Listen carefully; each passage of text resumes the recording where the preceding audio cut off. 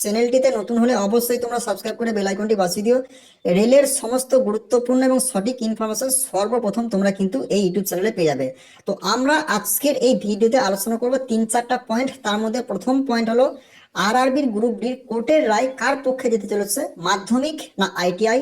দ্বিতীয়ত হলো কোর্টের যে কড়া নোটিশ জারি করেছে কোর্ট, সেই নোটিশে বলা হয়েছে নিসি রুল। নিসি রুলটা কি সে সম্বন্ধে আমরা জানবো, এবং আরআরবি গ্রুপ ডির এক্সাম ডেটের ভবিষ্যৎ কি সেটা আমরা জানবো। 17ই নভেম্বর তোমাদের এক্সাম হতে চলেছে, না তোমাদের এক্সাম কি 2026-এ হতে চলেছে, সেই বিষয় নিয়ে আমরা কিন্তু এই ভিডিওতে ডিসকাশন করব। তোমরা অবশ্যই ভিডিওটা শুরু থেকে শেষ পর্যন্ত দেখো।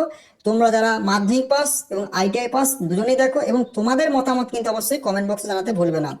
তো আজকের এই ভিডিওতে আমরা আলোচনা করবো নিসি রুলটা কি। নিসি রুল হচ্ছে একটা কোর্টের আইনি ভাষা।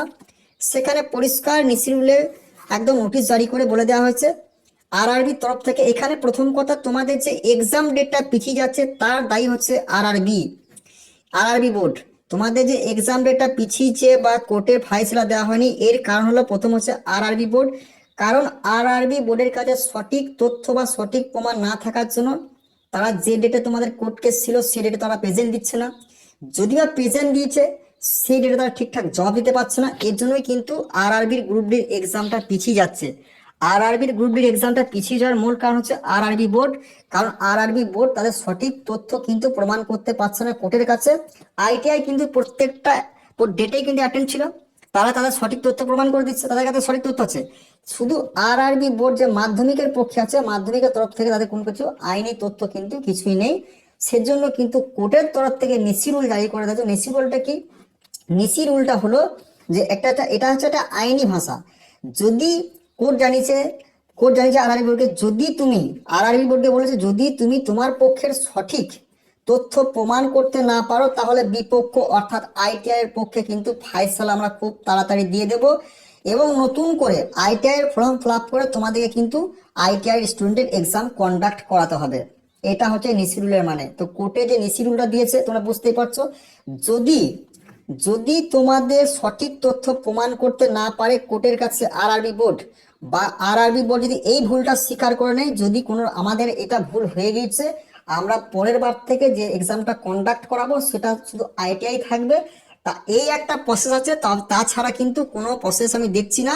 না হলে কিন্তু তোমাদের কিন্তু এই যে কোর্ট যদি সঠিক তথ্য প্রমাণ না করতে পারে আরআরবি বোর্ড, বা তাদের ভুল যদি আরেকটা উপায় হচ্ছে যে মাধ্যমিক আর আইটিআই এক্সাম তখনই হবে যদি কোর্টের কাছে আরআরবি বোর্ড তাদের ভুলটা স্বীকার করুক। আর কোর্ট চাইছে যে আরআরবি বোর্ড এসে আমাদের কাছে তাদের ভুলটা জানাক, তারপর আমরা দেখছি। না হলে কিন্তু আমরা এই নিসি রুল অনুযায়ী আমরা কিন্তু আইটিআই এর পক্ষে রায় দিয়ে দেবো।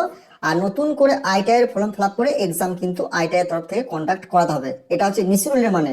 এবার যদি আরআরবি বোর্ড গিয়ে যদি একটা ভুল স্বীকার করে যে হ্যাঁ এবারের মতো আমাদের ভুল হয়ে গেছে, অবশ্যই এবার মতো এক্সামটা কন্ডাক্ট হয়ে যাক।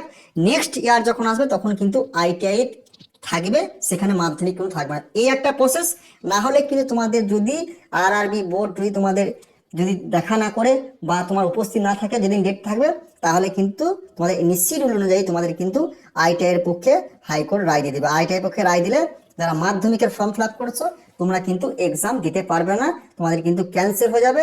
সেখানে কি হবে, নতুন করে আবার যারা আইটিআই যারা করছে, যারা কেস লড়েছে, তাদের তরফে রায় চলে যাবে। তাদের তরফে রায় গেলে কিন্তু আইটিআই ছাড়া তোমাদের কিন্তু গ্রুপ ডির ফর্ম ফিল আপ করতে পারবে না। তো এই হলো রেলওয়ের গ্রুপ ডির ভবিষ্যৎ। তো অবশ্যই এখানে পুরোটাই দায়ী হচ্ছে আরআরবি বোর্ড।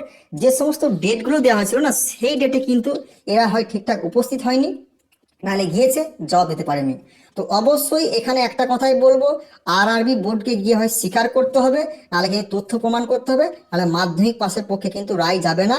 আর মাধ্যমিকের পক্ষে রায় তখনই যাবে যদি আরআরবি বোর্ড স্বীকার করে যে এইবারের মতো যেটা হয়েছে সেটা যেটা হয়েছে সেটা হয়ে যাক, নেক্সট ইয়ার কিন্তু আমরা আইটিআই এর পক্ষে থাকবো, তবেই কিন্তু আইটিআই মানবে এবং তোমার কিন্তু মাধ্যমিক আইটিআই দুজনের এক্সাম দেবে। আর যদি এটা না স্বীকার করে বা না ভুল শেখে, তাহলে কিন্তু তোমাদের এক্সাম তো 17 নম্বর হবেই না, তোমাদের 26-এও এক্সাম হবে নাকি সন্দেহ। আর তোমাদের কিন্তু এই যে কোর্ট কিন্তু পুরোটাই আইটিআই এর পক্ষে রায় দিয়ে দেবে। তো যাই হোক, তোমরা বুঝতে পারলে নিসরুল মানে কি। তো কোর্ট কিন্তু পুরো জারি করে দিয়েছে। তো দেখা যাক 30শে অক্টোবর পর্যন্ত আমাদের প্রত্যেককে ওয়েট করতে হবে। তারপর কিন্তু জানা যাবে তোমাদের এক্সাম হবে কি না। কিন্তু যতটা সম্ভাবনা তথ্য প্রমাণ না করতে পারলে হয় নতুন করে ফর্ম ফিল আপ করতে হবে, আইটিআই ফর্ম ফিল আপ করে নতুন করে এক্সাম হবে, না হলে যদি ভুল স্বীকার করো সেক্ষেত্রে কোর্ট যদি বিবেচনা করো সেক্ষেত্রে তোমরা কিন্তু মাধ্যমিক ITI দুজনে এক্সাম দিতে পারবে।